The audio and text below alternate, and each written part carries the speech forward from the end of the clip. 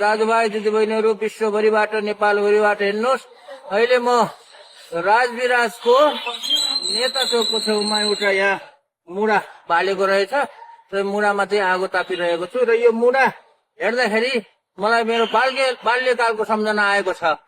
बाल्यकालमा मैले यो किताब मेरो आफ्नो आत्मकथाको किताबमा पनि लेखेको छु।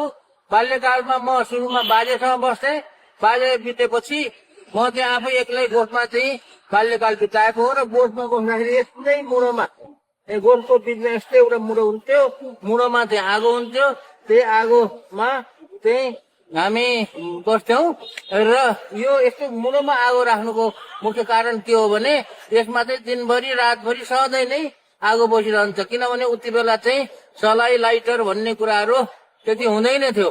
त्यसैले आगो गोठमा चाहिँ आगो राख्नको लागि, बचाएर राख्नको लागि चाहिँ यस्तो मुढोमा